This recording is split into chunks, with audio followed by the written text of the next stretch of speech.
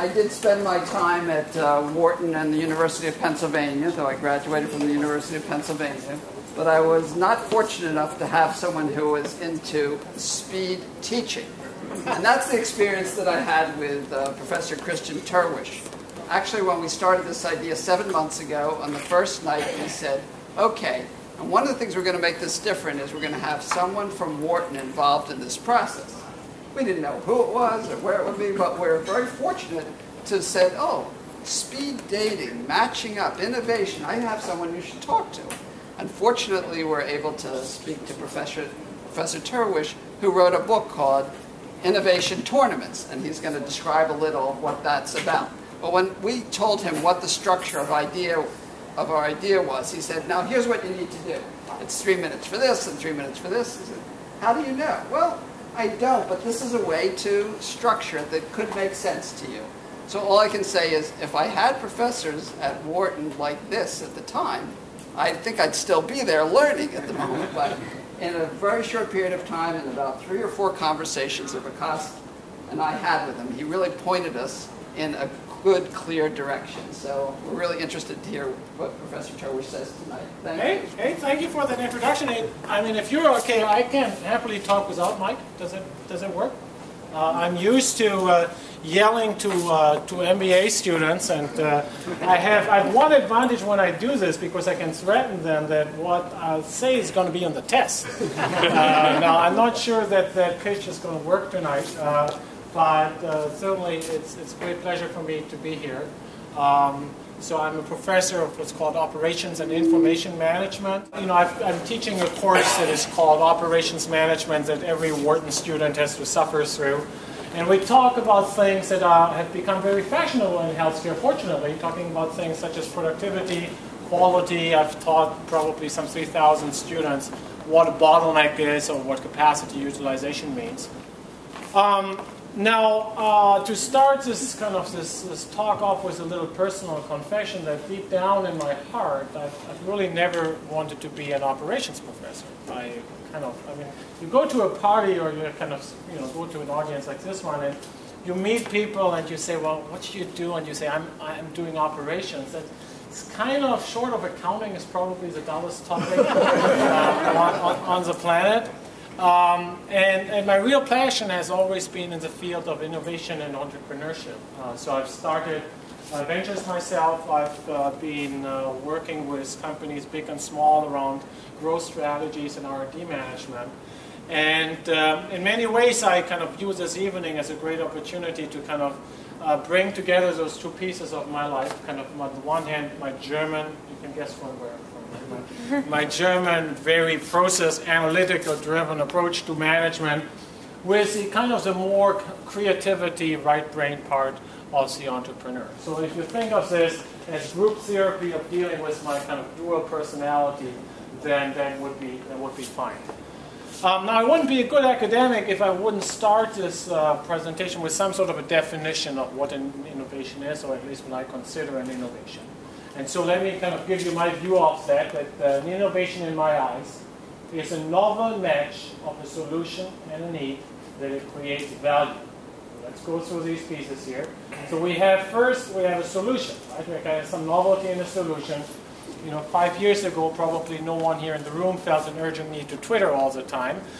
You know, so there are some new things that come up as new needs. On the other hand, you know, you could innovate by providing new solutions. That's what the drug development companies do. Basically, many of those diseases have been around for a while. And what these guys do is they kind of find some clever new way, some new molecule that goes after an existing need.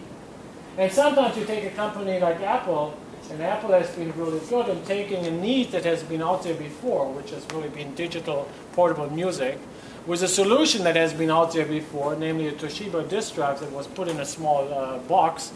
They just put those two pieces together in a novel way, and again, kind of created the iPod this way. Now, the last piece here of the definition is And then when you put these things together, you create value. And I want to be a little casual here with what I mean with value. We can obviously think about some financial value, but in other settings, I want to be a little bit more altruistic potentially, and we could think of patient years saved or some other kind of more societal value generation as well.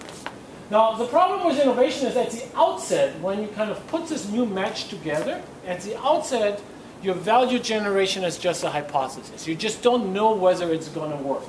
And so the picture here is one that looks roughly like this. And you can imagine how often I had to press Control D in PowerPoint till I had these 10,000 circles up there. But there's one that kind of stands out here. And the idea is, this is really the kind of the seed for our research on innovation, was some work I did with my friend and colleague Karl Ulrich with Merck. And we were helping Merck to think about the portfolio planning and the innovation process. And neither of us had any idea of what was going on. We had no background in the toxology of the stuff. The kind of bioavailability of these drugs meant nothing to us. At some point, we just basically said, look, what is happening here is just like American Idol. Right? Basically, you have thousands and thousands of potential hopeful, of kind of wannabe Kelly Clarksons. And most of them really can't sing. Most of them are just really, really bad. But it doesn't matter, right? As long as you have the few or the one that really ultimately is going to be the blockbuster success. And so our job as people who want to master this process is make sure that we basically get all of these innovations on the table and then come up with some process of really making sure that we eliminate the vast majority of these ideas as quickly as possible. And that was really kind of the seed of this idea of the innovation tournaments. Basically a tournament, again, think of American Idol, which I only watch for academic purposes, as you can imagine, right? Think of American Idol. Again, the process of, on the one hand, kind of creating the opportunities, but really then a very structured process by which we eliminate things. And really, people often refer to this as the innovation funnel. I've never really liked that metaphor. What is just fundamentally flawed with this notion of this being a funnel?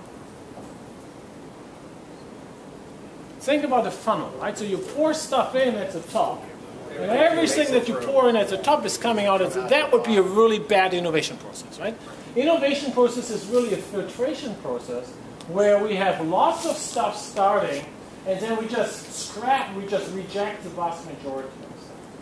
In many ways, I think this speed dating process that you're going to go through tomorrow has a very similar flavor, right? I mean, so recall my definition of an innovation here. It is a novel match between a solution and a need. Well, you guys here are the need people, and tomorrow we bring in the solution people.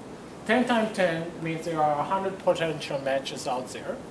And I tell you what, the vast majority of them will not work. But that's fine, right? I mean, if we leave that day tomorrow with just a handful of great matches, we can live with a 95% scrap rate. Okay, so in that sense, I think of speed dating really as one version of creating a tournament where these raw opportunities are basically generated by bringing together, by recombining a solution and a need here in the room. Now, I run these tournaments, and if you let me kind of pull in some, this is kind of the most quantitative slide I'll put up there, and it's not going to be on the test. So if you think about the innovations at the outset, if you think about the average date that you're going to have tomorrow, there's a kind of a big potential range of outcomes. I mean, on the one hand, it could be, it could be really, really outstanding. On the other hand, it could be like really, really bad. And by the laws of statistics, most of these things will be somewhere in the middle.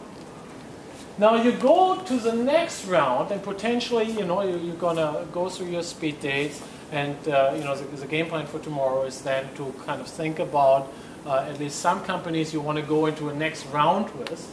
Well, as you go into the next round, and potentially the next rounds, two things are going to happen. One thing is the variance here of this payoff distribution is going to get smaller, right? Because you're only going to continue dating with those that you're interested in. And the second thing that then happens is the average quality of those will go up. Right? I mean, I cannot tell you how often when I run these tournaments and I have to listen to these first round ideas, I go like, this is going to be horrible. Right? Like, this is never going to work. And you forget that you only need a handful of matches at the end to make that success. And so it's very, very much in the idea of the tournament that you listen to a lot of bad stuff at the beginning. Now, this sounds a little academic here, how do we have like a distribution and how do we measure the quality here of the ideas? I have... That's a good term, right? I hope it's not offending anyone here. I created this software some 5 years ago, and basically the way it works is people submit ideas to a web-based kind of central reservoir, and then we use a form of crowdsourcing basically to have basically every idea be presented to multiple independent evaluators. That gets us some very kind of rigorous, by the law of statistics, relatively rigorous statistics. And again, this might be a very imperfect way to measure the idea quality, and an idea that might be a 6 might really be a 5.5, but I don't care, right? Because the vast majority of the ideas, I'm just going to scrap immediately. I'm just interested in those really good ones. And if they need the the exact measurement scheme to make them good ones, they're not good ones, right? I can happily reject a good number of them. Now, this is what comes out. This is a tournament I recently ran with MBA students in the space of health and wellness, where we had basically students chartered with the idea of creating web-based services in this vertical. And we had the bottom idea scored an average of 2.5, was a revenge social networking site. Now, the idea was basically if you had just broken up with your significant other and you still had dirty laundry to kind of clean, you would just post it right there. Okay?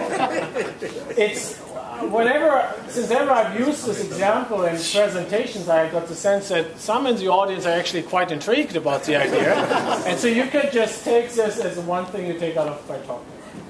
At the top of that year, we had a site that was basically looking at being basically a broker for medical tourism. So if you need some work in your teeth done, you could get it done in New Jersey, but you could also get it done in a touristically more attractive place for the same price and use the savings basically that come with lower healthcare expenses in some really nice and warm countries to pay.